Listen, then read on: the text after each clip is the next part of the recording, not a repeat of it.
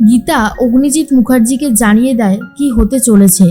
মেহেকের জীবনটা অগ্নিজিৎ মুখার্জি নষ্ট করতে পারবে না, মেহেকের জীবন নষ্ট হতে দেবে না, বারবার একই কথা বলতে থাকে। অগ্নিজিৎ মুখার্জি বলে, আমিও দেখতে চাই তুমি কি করতে পারো।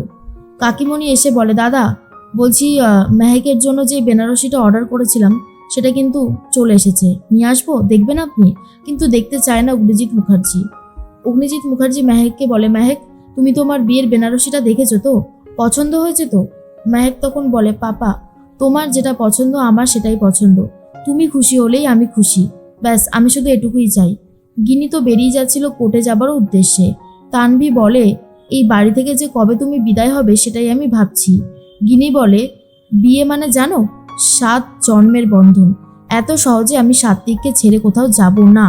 তখন ঠাম্মিও চলে এসে প্রতিবাদ করে আর বলে, তানভি দিদি ভাই তুমি কিন্তু ইদানিং বড্ড বেশি বাড়াবাড়ি করছো। কিন্তু যাই করো না কেন একটা কথা জেনে রাখবে, গীতার ওপরে কেউ নেই।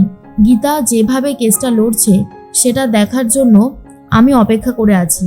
অগ্নিজিৎ মুখার্জি বুঝতে পারে আজকেও ব্রজবালা মুখার্জি কোর্টে যাচ্ছে, তাই অগ্নিজিৎ মুখার্জি বলে, গাড়ি কিন্তু পাবেন না। ব্রজবালা তখন বলে, গাড়ির কোনো দরকার নেই, আমি আমার নাতবউয়ের স্কুটি করে চলে যাব, বুঝতে পারলে? এর মধ্যে কৃপান ফোন করে আর অগ্নিজিৎ মুখার্জির সাথে কথা বলে। অগ্নিজিৎ মুখার্জি বলে, ঠিক আছে আমি কিরণকান্তি ব্যানার্জির সাথে কথা বলে নেব। আসলে মেহেককেও জব্দ করতে চাইছে এই কৃপান আর বলে, অনেক চড় মেরেছ আমাকে, সেই সমস্ত কিছু বদলা নেওয়ার সময় এসে গেছে। কোর্টে গীতা, এদিকে গিনি, ব্রজবালা মুখার্জি আর পদ্ম মুখোমুখি। পদ্ম স্মৃতিতে সিঁদুর হাতে শাঁখাপলা থেকে গিনি জিজ্ঞেস করে, কিরে পদ্মর আবার কবে বিয়ে হলো? তখনই গীতা বলে, হয়েছে হয়েছে, পদ্মর সাথে কৃপানের বিয়েটা হয়ে গেছে আর ও সত্যিকারেরই বউ হতে চলেছে। আর আমাদের সাথে এই কেসে লড়বে ভজন মিত্তির। ভজনকে দেখার পর তো আরোই অবাক হয়ে যায় ব্রজবালা। এর মধ্যেই তানভি তখন বলে, ভজন যদি কোনো বাড়াবাড়ি করে না ড্যাড, আমি কিন্তু ভজনকে ছাড়বো না।